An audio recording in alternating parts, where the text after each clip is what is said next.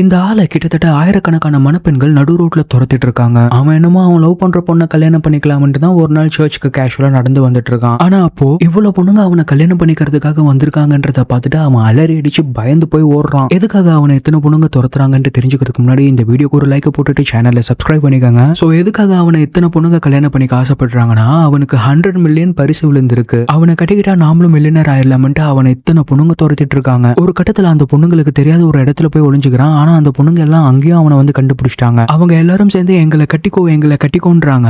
இவனுக்கா எங்க 100 மில்லியன் கிடைச்சிருக்குன்ட்டு உங்க எல்லாரும் கட்டிக்கிட்டா எனக்கு 1 மில்லியன் குழந்தை பிறந்துட்டா நான் என்னங்க பண்றது அப்படின்ட்டு திரும்பவும் அலறி அடிச்சு ஓட ஆரம்பிக்கிறான். ஒரு கட்டத்துல ஸ்பாட்டுக்கு போலீஸ் வந்துடுறாரு. சரி அவர் சிச்சுவேஷனை கிளியர் பண்ண வரன்னு பார்த்தா அந்த பொண்ணுங்களாம் அவர் அச்சு போட்டு திரும்பி கார்ல ஏத்திடுறாங்க. இந்த பையன் பயந்து போய் ஒரு பில்டிங் மேல ஏறிட்டு இருக்கான். அந்த சமயத்துல அவன் ஆக்சுவலா லவ் பண்ற பொண்ணு அங்க வந்துடுறாங்க. இவன் எல்லார்கிட்டயும் நான் இந்த பொண்ணை தவிர வேற எந்த பொண்ணையும் மனசார கூட நினைச்சு பார்க்க மாட்டேன்ட்டு சொல்லிடுறான். So moral of the story என்னன்னு நீங்களே சொல்லுங்க.